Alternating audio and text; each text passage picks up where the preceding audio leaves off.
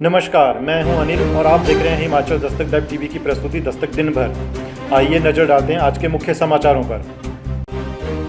फर्जी नाम पर 15 साल तक शिमला में नौकरी करती रही महिला, सदर थाने में दर्ज हुई एफआईआर, महिला को किया निष्कासित।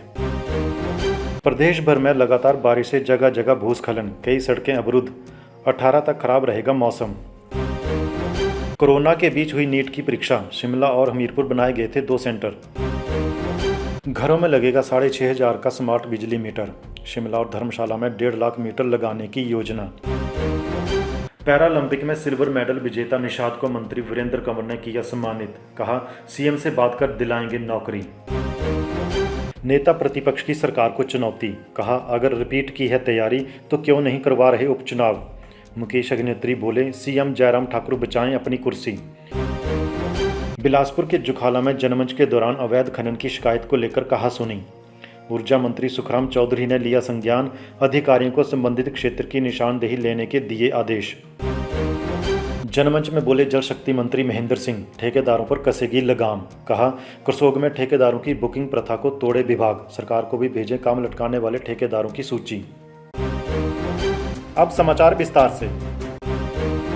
शिमला में फर्जी दस्तावेज व नाम पर करीब 15 साल पहले होमगार्ड की नौकरी हासिल करने का मामला सामने आया है। पुलिस ने फर्जी तरीके से नौकरी हासिल करने वाली महिला के खिलाफ एफआईआर दर्ज की है।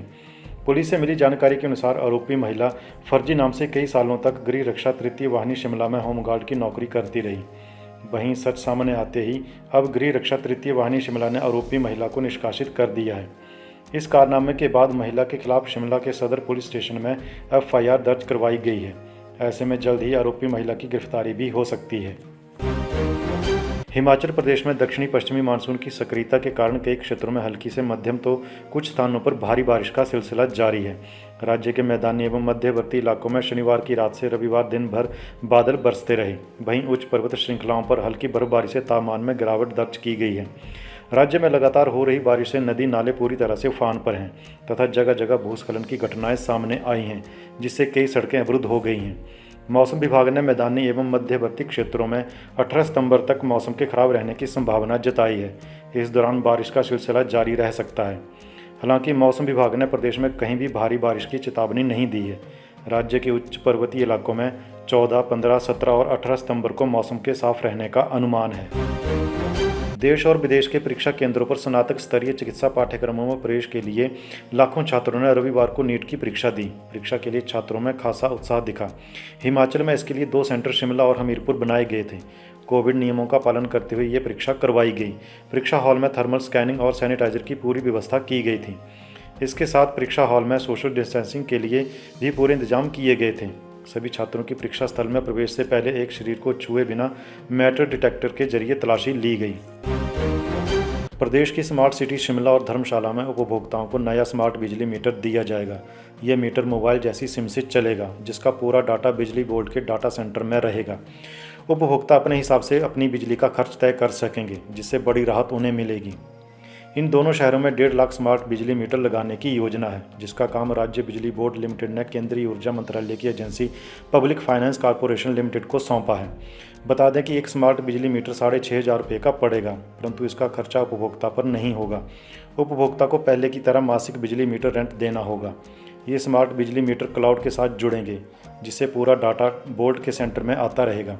वहीं से बिल तैयार होंगे और अपने मोबाइल फ़ोन से बिलिंग को उपभोक्ता मैनेज कर सकेंगे। हिमाचल प्रदेश सरकार में कैबिनेट मंत्री वीरेंद्र कंवर ने जनमंच कार्यक्रम के दौरान पैरालंपिक में देश के लिए सिल्वर मेडल जीतने वाले खिलाड़ी निषाद कुमार को विशेष रूप से सम्मानित किया। इस दौरान निषाद को मंत्री वीरेंद्र कंवर ने शाल व मां चिंतपूर्णी का स्मृति चिन्ह दिया, वहीं 51,000 का चेक भी दिया। वीरेंद्र कंवर ने कहा कि निषाद ने देश के लिए मेडल जीतकर ऊना व हिमाचल के नाम को भी ऊंचा किया है। उन्होंने कहा कि मेरी मुख्यमंत्री जयराम ठाकुर से बात हुई है, निषाद को नौकरी देने के लिए हम प्रयास करेंगे। वीरेंद्र कंवर ने कहा कि 6 माह के बाद मुख्यमंत्री जयराम ठाकुर के नेतृत्व में जनमंच कार्यक्रम शुरू हुआ है।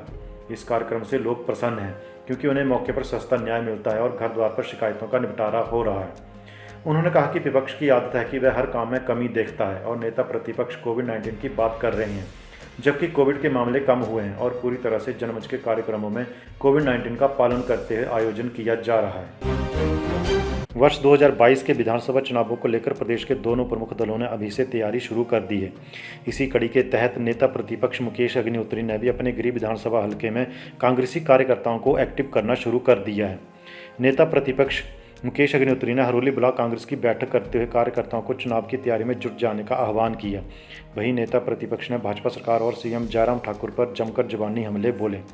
मुकेश अग्निहोत्री ने कहा कि उपचुनावों में अपनी हार को देखते हुए भाजपा चुनावी मैदान में उतरने से डर गई है। भाजपा के मिशन रिपीट के दावों पर पलटवार करते हुए मुकेश ने कहा कि यदि प्रदेश सरकार हिमाचल में मिशन रिपीट को तय मानकर चल रही है तो सरकार को उपचुनाव में उतरने से हिचक नहीं होनी चाहिए थी। मुकेश अग्निहोत्री ने भाजपा शासित राज्यों में मुख्यमंत्री बदलने के क्रम को लेकर सीएम जयराम ठाकुर को भी अपनी कुर्सी बचाने की नसीहत दी है। बिलासपुर सदर उपमंडल के तहत जुखाला में जनमंच का आयोजन ऊर्जा मंत्री सुखराम चौधरी की अध्यक्षता में हुआ। इसमें प्रदेश आपदा प्रबंधन प्राधिकरण बोर्ड के उपाध्यक्ष रणधीर शर्मा, विधायक रामलाल ठाकुर व उपायुक्त पंकज राय सहित सभी विभागों के अधिकारी मौजूद रहे। इस मौके पर ऊर्जा मंत्री ने लोगों की समस्याएं सुनी। जनमंच के दौरान अवैध खनन की शिकायत को लेकर दो व्यक्तियों के बीच कहासुनी हो गई। हालांकि मौके पर मौजूद सुरक्षा कर्मियों ने मामला शांत करवा दिया। ऊर्जा मंत्री सुखराम चौधरी ने इस मामले पर संज्ञान लेते हुए अधिकारियों को संबंधित क्षेत्र की निशानदेही लेने के आदेश दिए तथा कहा कि सरकार अवैध खनन को किसी भी कीमत पर बर्दाश्त नहीं करेगी। इस मौके पर ऊर्जा मंत्री ने जिला प्रशासन को निर्देश देते हुए कहा कि जिन समस्याओं का समाधान जनमंच में नहीं हो सका है उनका समाधान शीघ्र किया जाए। वहीं उन्होंने जल शक्ति विभाग के अधिकारियों को निर्देश देते हुए कहा कि राष्ट्रीय जल जीवन मिशन के तहत लोगों के घरों तक पानी पहुंचाने के लिए घर घर जाकर सर्वे करें, वो घरों तक पीने का पानी पहुंचाएं।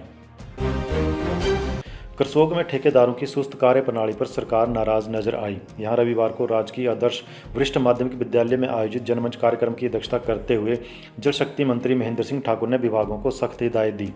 उन्होंने कहा कि करसोग में ठेकेदारों की बुकिंग की प्रथा चली है, जिसमें ठेकेदार विकास कार्यों के कई टेंडर तो लेते हैं पर इन कार्यों को तय समय में पूरा नहीं किया जा रहा है, जबकि जयराम सरकार विकास कार्यों के लिए खुलकर पैसा दे रही है। ऐसे में महेंद्र सिंह ठाकुर ने जल शक्ति विभाग और पीडब्ल्यूडी को कड़े निर्देश दिए हैं कि ठेकेदारों की बुकिंग प्रथा को तोड़ा जाएगा। उन्होंने कहा कि जब तक पिछले कार्य पूरे ना हो ठेकेदारों को दूसरा काम ना दिया जाए। उन्होंने जल शक्ति विभाग और लोक निर्माण विभाग को आदेश दिए हैं कि जो ठेकेदार काम को लटका रहे हैं ऐसे लोगों की सूची तैयार कर सरकार को भेजी जाए ताकि लापरवाह ठेकेदारों के खिलाफ कड़ी कार्रवाई की जा सके।